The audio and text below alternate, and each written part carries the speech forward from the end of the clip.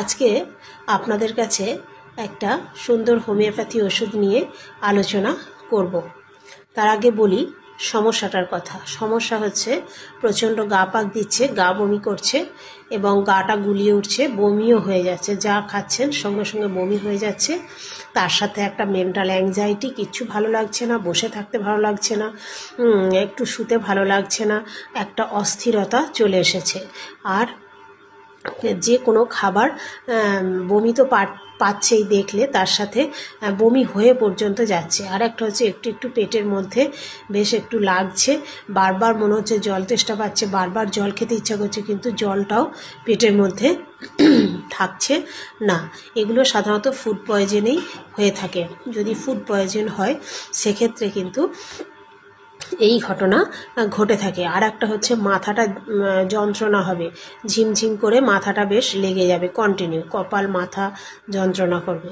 তো এই রকম যদি আপনি দেখেন, আর সব সময় তার এমনই বুকটা ধরফর করবে, পেশেন্ট যেন বলবে, পেশেন্টের যেন মনে হবে যে এক্ষুনি বোধহয় তার নিঃশ্বাসটা বেরিয়ে গেল, আর বোধহয় সে বাঁচবে না, এক্ষুনি সে মরে যাবে, এই রকম পরিস্থিতি তার হবে। শরীরের মধ্যে একটা ভীষণ রকম কষ্ট হবে, ভীষণ রকম উত্তেজনা এবং অস্থিরতা। সবচেয়ে বড় কথা হচ্ছে একটা অস্থিরতা ভাব আসবে, আর হচ্ছে গা বমি ভাব, আর বমি হয়ে যাবে। তো এক্ষেত্রে একটা খুব সুন্দর একটি হোমিওপ্যাথি ওষুধ আছে।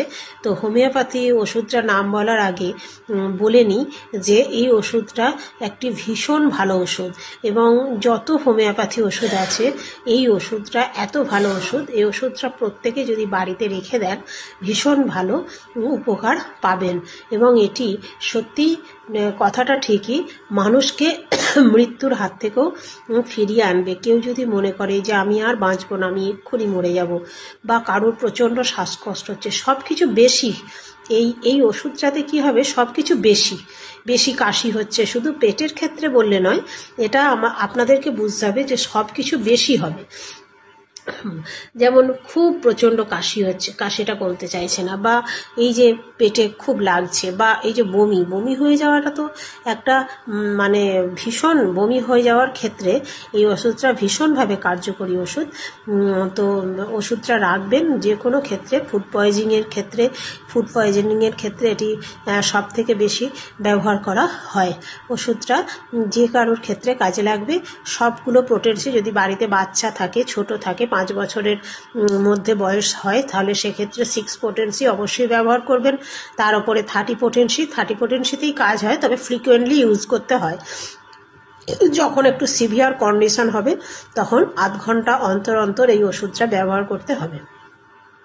6 বা 30 পোটেন্সি দুটোই 2 থেকে 3 বার ব্যবহার করার পর বন্ধ রাখতে হবে, দেখতে হবে কিছুক্ষণ।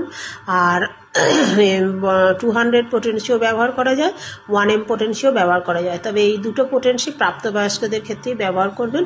একবার একটা ডোজ খেলেই এটি একদম ঠিক হয়ে যাবে। 1 চামচ জলে 2 ফোঁটা দিলে সেটাকে একটা ডোজ মোটামুটি বলা হয়, নিজেরা যদি ব্যবহার করেন। তো এক্ষেত্রে ওষুধটার নাম বলি, ওষুধটার নাম হচ্ছে আর্সেনিকাম অ্যালবাম। তো আর্সেনিক অ্যালবাম বললেই ওষুধটা পাওয়া যাবে।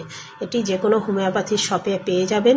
তবে বমিও কমে যাবে, সব হবে। তবে যেহেতু ভমিটিং বা বমি টেন্ডেন্সি, বমি যদি করে থাকেন, সেক্ষেত্রে একটা জিনিস বলে রাখি, ওআরএস কিন্তু অবশ্যই খাবেন, না হলে শরীরটা একটু কেমন, জলটা ডিহাইড্রেশন হয়ে যাবে, দিয়ে শরীরতে অস্বস্তি আসবে।